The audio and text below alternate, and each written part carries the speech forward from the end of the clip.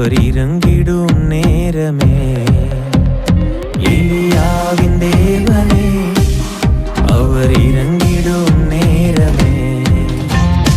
அசைவாடும் அனலாக்கும் எங்கள் அக்கினி ஜுவாலையே. அசைவாடும் அனலாக்கும் எங்கள் அக்கினி ஜுவாலையே.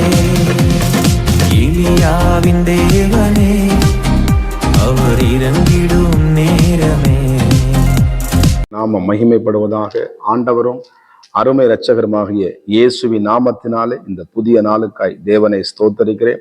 நாம் கண்களை மூடி ஜெபம் பண்ணுமா. பரிசுத்த தேவனே, இந்த நாளுக்காக நன்றி.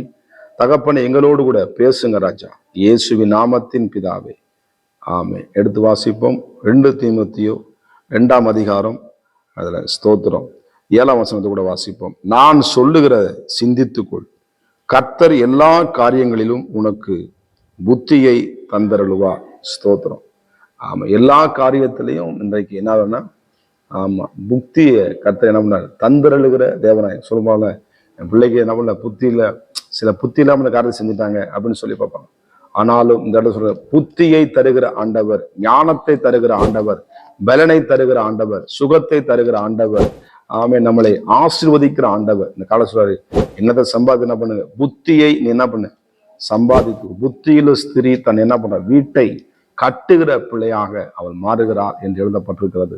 சோதரம். நம்ம வேதத்துல கூட 10 கன்னியர் சிரிப்பதுன்னா அதுல 5 பேர் புத்தியிலவங்க, 5 பேர் புத்தியில என்ன பண்றாங்க, இருக்கிறாங்க. இந்த 5 பேர் என்ன பண்றாங்க, புத்தியோட எண்ணெயும் தீவெட்டியும் என்ன பண்றாங்க வைத்துக்கொண்டு அவங்க போறாங்க. மணவாளனாக இயேசு கிறிஸ்துவை சந்திப்பதற்கு போறாங்க. ஆயத்தத்தோடு கூட என்ன பண்றாங்க, ஸ்தோத்திரம். சில ஆயத்தங்கள் நம்மளுக்கு, ஆமா, சில வேலை காரியங்களுக்கு போனாலும் சரி, சில அலுவலகத்துக்கு போனாலும் சரி, நம்ம அதை ஞானமாக அதை செயல்படுத்தும் பொழுது அந்த ஞானத்தை யார் தருவாங்க, சோதரன். நம்முடைய திறமையில அந்த ஞானம் என்ன பண்ணாதுங்க, வராது. நம்ம படிச்சதுனால பெரிய ஞானம் நமக்கு வராது. அதனால நம்ம 10 1000 பேர் நம்ம கூட இருக்காங்க, நம்ம ஞானமா பேசிடுவோம், அப்படி எழுதி பேசிடுவோம், அப்படி ஒருபோது என்ன பண்ண முடியாது.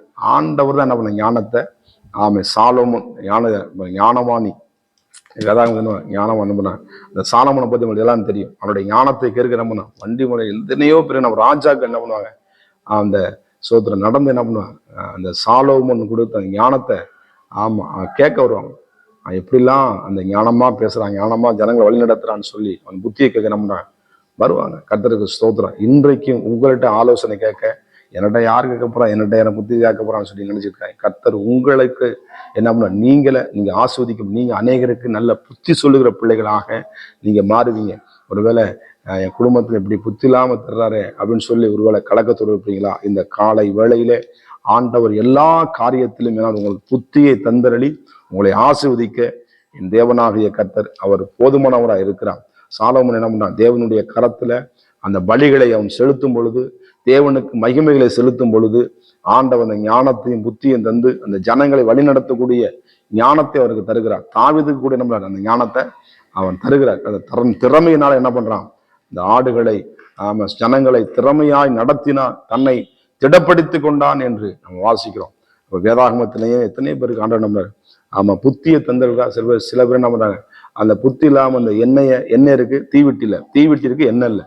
ஆமா, ஸ்தோத்திரம். அப்ப தீவெட்டியும் தேவை, ஜெபம் என்ற, ஆமா, தீவெட்டி தேவை, எண்ணெய் என்ற பரிசுத்த ஆவியானவரும், அந்த பரிசுத்த ஆவியானவர் நமக்கு இருக்கும் பொழுதுதான் நீதியை குறித்தும் நியாயத்தை குறித்தும் கண்டித்து உணர்த்தி நம்மளை சரியான பாதையில நடத்தி சொல்லுகிற பரிசுத்த ஆவியானவர் நம்மளுக்கு என்ன, எல்லா காரியத்திலையும் நம்மளுக்கு புத்தியை கொடுக்கும் பொழுது நம்ம சரியா நம்ம வழி பிசங்காம நடக்கும் பொழுது கர்த்தர் நிச்சயமா நம்முடைய வாழ்க்கையில பலத்த கிரிகளை செய்ய நம்முடைய தேவன் அவர் போதுமானவராக இருக்கிறார். உங்க வாழ்க்கைய ஒருவேளை இந்த கால நேரத்துல நான் எப்படி நடக்க போறேன்னு சொல்லி ஒருவேளை குழப்பத்தோடு இருப்பீங்கன்னா, இந்த காலை நேரத்துல ஆண்டவருடைய சமூகத்தை வைத்து அந்த காரியத்துக்கு நீ ஜெபம் பண்ணுங்க. அந்த எல்லா காரியத்திலையும், ஒருவேளை பிசினஸ் நடக்குமா இருக்கலாம், ஒருவேளை வேலை காரியமா இருக்கலாம், ஒருவேளை நீங்க இடமா எந்த காரியமா இருந்தாலும் ஆண்டோட சமூகத்தை வச்சு, ஆண்டவர் இந்த காரியத்துல நடப்பதற்கு எனக்கு புத்தியை கொடுங்க அப்படின்னு சொல்லி ஜெபிக்கும் பொழுது ஆண்டவர் நிச்சயமாக அந்த புத்தியை கொடுத்து நம்புவார். அதான் சொல்ற, எல்லா காரியங்களிலும் எல்லா காரியத்துக்கும் புத்தி வேணுமா, நிச்சயமா புத்தி வேணும். புத்தி இல்லைன்னா நம்ப முடியாது. ஆமா, ஒண்ணுமே செய்ய முடியாது. வண்டி ஓட்டும் போல, ஆமா, எங்கேயோ பார்த்து வண்டி ஓட்டினா நம்ம வண்டி என்ன போய் குத்திக்கிட்டு இருக்கோம். ஆமா, வண்டி ஓட்டமும் ஞானமா புத்தியா வண்டி, நம்ம வண்டி எதுக்கு வண்டி வருது, நம்ம வண்டி கரெக்டாக ஓட்டுறோமா, ஆமா, சோதரம். ஃபர்ஸ்ட் இயர் போகிறோம், செகண்ட் இயர் போகிறோம், எந்த கீழே போகிறாம என்ன பண்ண ஒருன்னு வண்டி எடுத்து நம்ம சில புத்தில பண்ணிட்டா போய் குத்திட்டு உட்காந்துருப்பான். அப்படி கூட ஞானமாக நம்ம என்ன பண்ணோம், நம்முடைய வாழ்க்கையை நம்ம என்ன பண்ணோம், சீராக நடக்க நம்ம ஆண்டவர் நம்மளுக்கு கற்றுக் கொடுக்குற நல்ல தேவனாக இருக்கிறார். இந்த புத்தி ஆண்டவருடைய கேளுங்க. அவர் இலவசமாக என்ன பண்ணாருங்க, கொடுக்குற அவருடைய ஏசவோட கேட்டா கேட்கிற எவனும் பெற்றுக்கொள்வான், தட்டுகிறவனுக்கு உங்க வாழ்க்கையில நிச்சயமாய் திறக்கப்படும். நம்ம ஜெபம் பண்ணுவோம். பரிசுத்த ஆவியானவரே, எங்களோடு பேச நல் வார்த்தைகளுக்காக சோதனை எல்லா காரியத்திலும் எங்களுக்கு புத்தியை தந்திரழிவீராக, ஞானமாய் செயல்பட, விவேகமாய் செயல்பட ஆண்டவரே கிருபைகளை தரும்படியா நாங்கள் செபிக்கிறோம். அற்புதங்களை செய்யுங்க. நம்முடைய பிள்ளைகளுக்கு நீ ஆசீர்வதித்து வழிநடத்தும்படியா செபிக்கிறேன் இயேசுவின் நாமத்தின் பிதாவே, ஆமென். God bless you. கர்த்தர் உங்களை ஆசீர்வதிப்பாராக. நான் ஒருவன் மாத்திரம் நீந்திருக்க பாகாலின் படைகளை எதிர்த்திடுவேன்.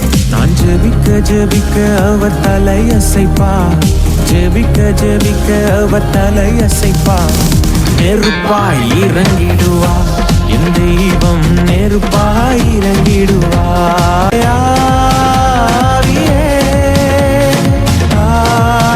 ஆவியே, அசைவாடும் அனலாக்கும் எங்கள் அக்கினி ஜுவாலையே, அசைவாடும் அனலாக்கும் எங்கள் அக்கினி ஜுவாலையே.